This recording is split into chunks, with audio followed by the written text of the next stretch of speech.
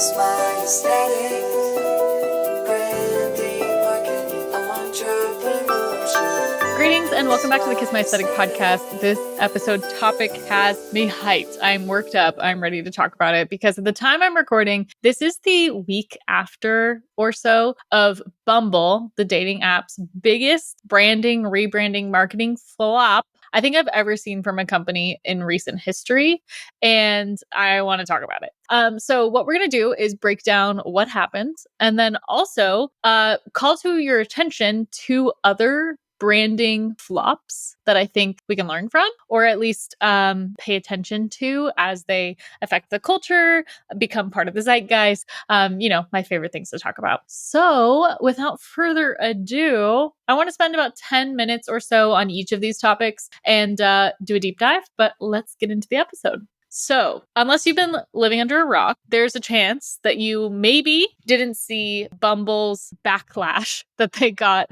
last week on social media regarding their out-of-home advertisement that was a billboard that went along with their rebrand campaign. So, if you're paying attention on Bumble, they recently swiped all of their and archived all of their content from their page. And it was looking, honestly, really promising. There were new imagery, there was new merch that basically showed, as an art history girly, things that I love, which are old school kind of pictures of women that were fainting or tired or napping, talking about how fed up everyone was with dating apps. Being someone who is on the apps, I feel this in a major way. And the campaign was looking, like I said, very promising. All new yellow color palette, shades of yellow. If you've been paying attention in the news, you know that Whitney Wolfe Herd recently stepped down as CEO. They now have a new C-level executive team. But they ran with a billboard, let me pull it up, that was out of home, that showed an image with the text that read, "You know full well a vow of celibacy is not the answer. Introducing the new Bumble." First of all, who was on your board of directors? Who was in the room where it happened? Who was the person that greenlit this marketing? Because number one, absolutely not. And number two, what a freaking miss. And let me break it down for you. So Bumble, the app, was started by Whitney Wolfe Herd. She came from Tinder. She created an app where women made the first move, which put less pressure on everyone in the dating sense because the issue with Tinder at the time was getting all these unsolicited messages, right? Or getting these, like, there's an inequity between the straight males that were on Tinder and the straight females that were on Tinder. So Bumble comes along and really positions itself, I think well done, positions itself as the app with women's preferences at the forefront. This kind of rolls into the way that the app is structured. A lot of their messaging, a lot of their social media is very female-centric and more of a safe space for women. And the changeover in this rebranding was kind of already headed in that direction. Like, it felt like this welcome to the new Bumble could be going that way because they did this like really beautifully cinematically shot video of this girl going to a nunnery as if that was the solution because she was tired of the apps, right? So she was fed up with the apps and she's like, screw this, I'm just going to be a nun. Like, I've heard my girlfriend say stuff like this. And she goes and she joins the convent and then she gets like distracted by a cute guy that walks by and then she decides she's going to download Bumble again. So that, again, promising. You're kind of poking fun. You're saying like, we're part of the culture. We're listening to your complaints. Now, what it is they rolled out from a consumer point of view, I have no idea. Because I'm on the app, I downloaded it, looked at it, whatever. The only change that they made was that now men can also message you first. Like, I really didn't understand, and I really didn't do a deep dive because I didn't really feel like I should have had to start to understand why Bumble was now different. The new Bumble is now different. If anything, it seems like they enforced more paywalls, which was confusing. But to top off the confusion is this billboard campaign. And it is the biggest miss of misses I have ever seen. And here's why. First of all, audience completely ignored, right? Completely ignored. Second of all, the topic of celibacy and sex as it relates to dating and conflating those two things absolutely cheapened the perception of Bumble. So the copy, again, reading, "You know full well a vow of celibacy is not the answer," means that they were poking fun of the idea of like, I don't care now, I'll just be celibate. And they're saying like, we know you don't mean what you say. And that is the absolute opposite of what they communicated as their values, right? They communicated themselves as like, we put women's preferences first. We are a safe space. We make dating fun. We make it consensual. And now we're saying like, we know that when you say you want something, that's not actually what you're going to do, as if to create doubt or create second guessing of what someone's personal values are, which again, completely cheapened and discounted the benefit of their app. And to do that in an election year where women's rights are on the table and sex and procreation and career advancement and all of these things as it relates to women are part of the conversation. And you're going to come out with a billboard that says, you know full well a vow of celibacy is not the answer. Baffling, absolutely mind-boggling. Which again, being someone in marketing, like it makes me question who greenlit this campaign. Who said, yep, that sounds good. That sounds like our audience. That sounds like us. And also, what is the call to action then? You know full well a vow of celibacy is not the answer. Therefore, Bumble, therefore get some via our app. Like it's completely counterproductive to their mission, which is, again, absolutely wild. Absolutely wild. Versus, by contrast, you look at something like Hinge, right? Designed to be deleted. Designed so that you can meet people. Do they actually deliver on that promise? I don't think so. But because they're going to put everybody behind a paywall anyway, and they're going to position it as like, oh, this is your way to meet people, but then you're not actually going to meet the people that you are compatible with until you pay for them because it's a business model. And that's kind of where I think dating apps are becoming a little bit cringe in general, right? It's like the false idea, the conditioned belief of like that this is an accurate representation of who's in your pool, I think is inaccurate, right? And we've seen stats for this. We've seen user experience for this of like, at the end of the day, it is to the opposite benefit of these companies for you to find love. It is to their benefit for you to stay on their app and be a consistent user, right? So the longer you're on the app is the more they can sell ad space, is the more money that they can make. The longer you're on the app, the more desperate you are, the more you're willing to pay. So there's this weirdly addictive quality. And I think as a business model, dating apps in general need a huge shakeup. But I'm telling you, the way that Bumble came out with this campaign is such a freaking step in the wrong direction. So to their benefit, to their credit, they did come out with an apology. And the apology was posted on their Instagram. And it said, to our beloved Bumble community, we made a mistake. Our ads referencing celibacy were an attempt to lean into a community frustrated by modern dating instead of bringing joy and humor. We unintentionally did the opposite. That's for damn sure. Some of the perspectives we heard were from those who shared that celibacy is the only answer when reproductive rights are continuously restricted, from others whom celibacy is a choice, one that we respect, and from the asexual community for whom celibacy can have a particular meaning and importance, which should not be diminished. We are also aware that for many, celibacy can be brought on by harm or trauma. For years, Bumble has passionately stood up for women in marginalized communities and their right to fully exercise personal choice. We didn't live up to these values with this campaign, and we apologize for the harm that it caused. So here's what we're doing. We're removing the ads from our global marketing campaign. The fact that this is global is so crazy to me. Bumble will be making a donation to National Domestic Violence Hotline, among other organizations, as part of an ongoing effort to support the work being done around the world to support women, marginalized communities, and those impacted by abuse. We will also be offering these partners this billboard space to display an ad for their choice during the duration of our reserved billboard time. Please keep speaking up and telling us how we can be better. We care about you, and we will always be there with you. So credit where credit is due. This is a beautiful apology. This is like a very well-written apology that addresses the issue, tells people that we're listening, and also comes up with a proactive solution. But man, it is crazy when you read the comments. And when you go into the comments on TikTok and you go into the comments on Instagram, you can really start to understand like the vitriol and the hatred that's coming through on here that just shows how much of a mess this actually was.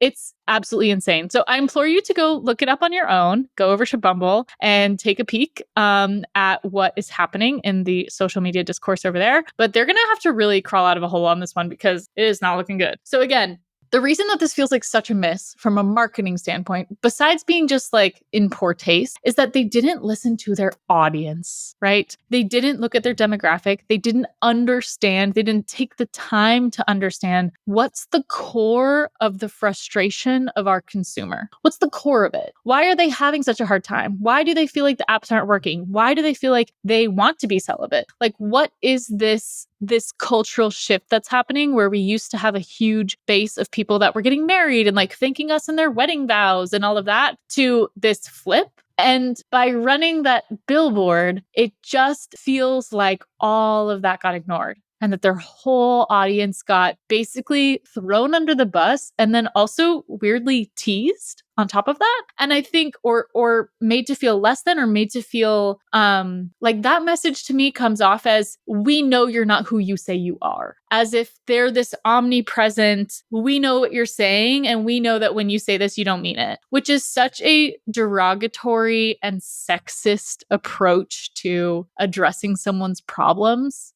It's mind-blowing. But again, the biggest marketing lesson here is that they didn't listen to their audience. They did not keep their audience at the core, and they did not solve a problem. They just tried to make the problem the consumer's problem, saying like, this is the problem you created for yourself, so therefore you should come to us. And that's not going to convert someone to want to work with your company or your business.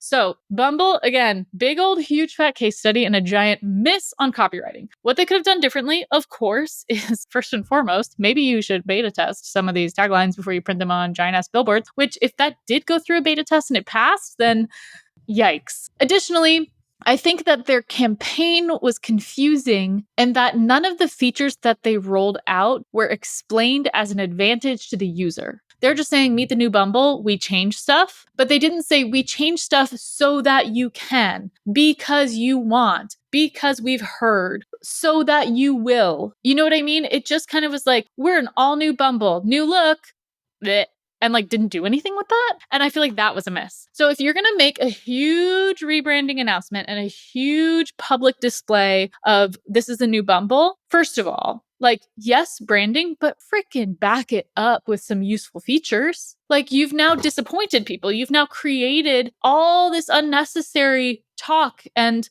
discourse around your brand in a negative way, because not only was your campaign in poor taste, but you didn't have anything to back it up.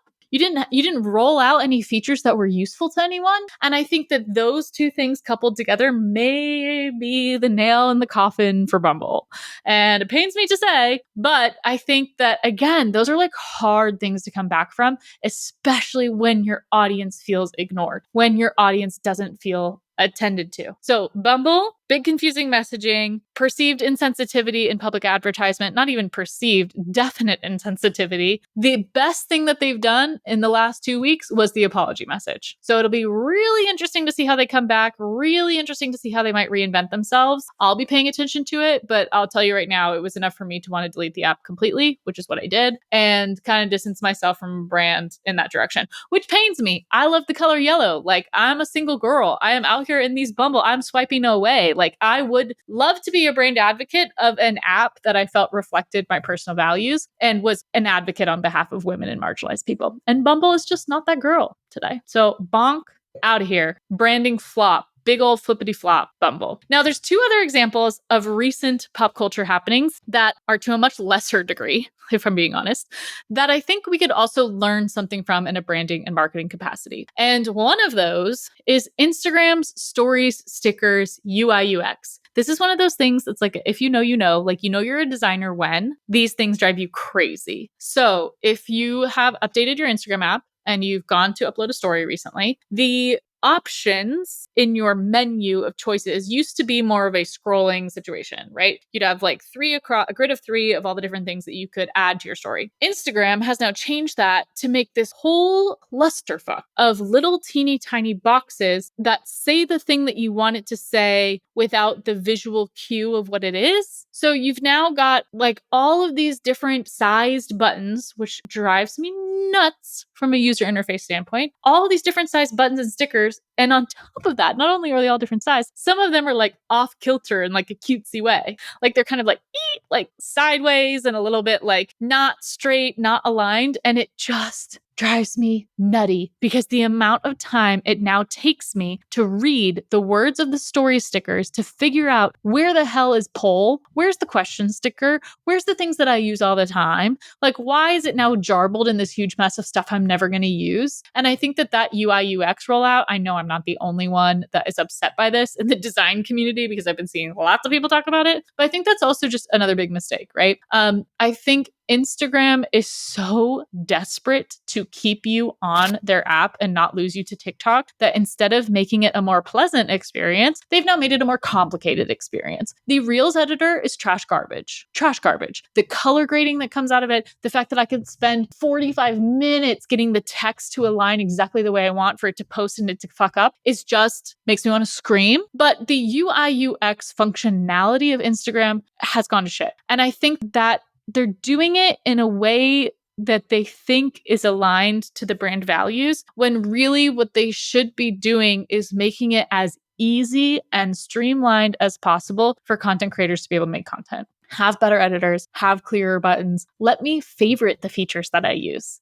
Like, I would love nothing more than to pop open that stories panel and favorite the question sticker and the poll and the emoji reaction and just have those as the three things that I use the most. And who cares about the other features? The add to and the shake to reveal and these other things that are just not going to be relevant to me, not going to be relevant to my business. Why are all the options that I want now jarbled with a bunch of garbage I don't want?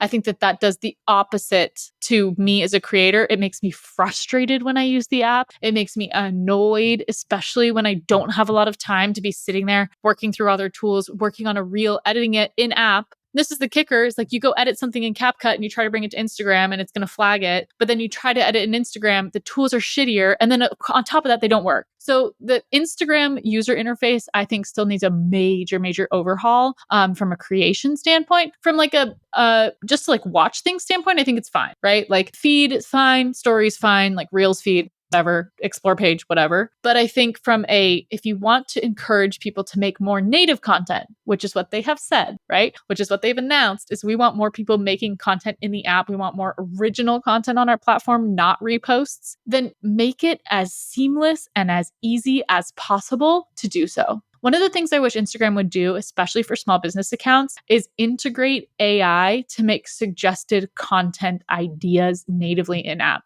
So one of the things that they could do in that UI UX panel, besides the first thing I want, which is favoriting your favorite effects. I want a little saved folder of my favorite effects. Their music panel is terrible. I'd love the music recommendations to be like, you recently used this song on your stories. Here's 5 other songs by similar artists that would, have the same brand feel. That would be amazing. And then also more regional music. Like I noticed I was in Mexico and I was in Italy, and it would have been great to pull through some local Italian artists and some local Mexican artists that were more geo-fenced music. That would encourage me as a creator to create content in the place that I'm in. Tag the businesses, use the social handles, use the local music, like uplift the artists. But I think, what if in that UI UX panel, one of those tools was like, give me a content idea for today? Like use AI to say, hey, you are a massage therapist and you've posted about the healing benefits of Swedish massage. What if today you posted a client testimonial? Like if there were some kind of carousel slider, like roll through that would give business owners ideas, give creators ideas, or would suggest based on your top performing content from the past. So you know how you're in like your Google Photos and it'll bring up like your memories, or Snapchat will bring up your memories. What if when you logged into Instagram, it would say, oh, here's your memory from 5 years ago, but also here's 4 similar pieces of content and how they performed. We'd recommend you write a long form caption today. Or, hey, we've noticed every Wednesday that when you post a reel, you get higher views. We'd recommend you make a reel today. We'd recommend that you do a voiceover piece of content or green screen piece of content, or do like a roundup of your favorite local businesses. Like imagine if Instagram, instead of like making it difficult for you to create, actually encouraged you to create in a way that was going to benefit you as a creator and make you spend more time on the platform, right? So like, again, going towards Instagram's goals, don't make it harder for me to use your tools. Make it easier for me to use your tools. Give me ideas, co-work with me here, Instagram, because I'm telling you that UI UX design of those story stickers makes me irate every time I have to look at it. So that's the second one. So we covered Bumble. We covered the Instagram stickers, UI, UX. The last little speaking topic I want to talk about, kind of branding flubs or flops so far this year. And I want to say this with like a certain level of care and empathy, which is JoJo Siwa. So JoJo Siwa, if you're on TikTok, has kind of come out with like a whole new persona, a whole new, like very punk, very rock, very, raspy and aggressive and like in a doing the most kind of way energy, which is not so far off from who she was, right? But I think what she's missed in coming out as this like rebrand, having this rebrand moment as like adult JoJo Siwa, is that she really alienated an audience and was inconsistent and inauthentic with her new message. It was also such a clear example of like lack of awareness in media training of her saying that she's like the first gay pop icon. And it kind of put a bad taste in everybody's mouth of it seeming as if she's not giving credit where credit is due. So I think anytime that a brand rebrands or a person rebrands, one of the best things you can do is explicitly call out your inspiration. Explicitly say, you know, I was really inspired by this or David Bowie or Kiss, or I loved going back into the archives and seeing what Cher was wearing and the type of music that they were making 30, 40 years ago. The other contrast of that is like her single is like not necessarily. For technical reasons, the end of my argument got cut off. Don't know what happened. But what I meant to say was that in all three of these instances, I think we noticed that the biggest miss between Bumble, Instagram, and JoJo Siwa, as an example, is that it feels as though the person, the product, or the brand didn't listen or involve their core audience in who they were going to be moving forward. So, especially in Bumble, like I think the biggest feeling of knowing that you were giving your time, attention, and or money to this app and that they were operating on the brand promise that it was going to be better for you, and then not only under delivering, but creating marketing messaging that causes doubt or causes more, inflicts more second guessing in the user, like challenges the user, was not the move. Absolutely not the move. And I think that that's where so many people were turned off. Same with Instagram. It's like you say you want me to make more content and make more native content, and you make it really difficult and unpleasant to use your app to make content. And that's the reality, right? So if your goals are such, what can you do to include those goals with the feedback from your audience to actually solve a tangible problem that they have? I think the same with JoJo Siwa, right? That one's maybe a bit more of a stretch, is if your audience comes from dance moms and they followed you since you were 14 or 12, how do you include them in this next chapter instead of rejecting it? And then also on top of rejecting it, not knowing where you fit in the landscape of everything else. Like this is part of Bumble's problem too. Bumble's problem with this rebrand was they did not consider that they were supposed to be the app that was in women's corner. And they absolutely turned their back on their core consumer. They were supposed to be the most female friendly app, more than Hinge, more than Tinder, more than these other sites. Like that was their whole MO. So you can't negate or ignore the fact that your audience got you to where you are. So if you're going to get to that point of a rebrand and then flip the script on them and ignore them, you're going to lose people. Like that's going to be the natural consequence. And we'll see. We will see if these rebound or not. Would love to hear your thoughts. So please sound off in the comments on YouTube. If you're watching on YouTube, send us a message on Instagram, shoot me a DM, send us an email, podcast@mkwcreative.co. Would love to hear your thoughts on this episode and really start this discourse. I think there's things to be learned. I have high hopes, but I think there's also something to be said for the fact of you could be a huge company with multi-bajillion dollars and make huge flubs publicly and be part of the news cycle in a negative way. So even on your worst day, someone at Bumble is having a worse day than you. All that to be said, thanks so much for listening, everybody. This was a really fun one to record. I'd love to do more of these pop culture, current events style podcasts as they come up. So if you think of an idea, feel free, email podcast@mkwcreative.co, and we will catch you next time. Bye.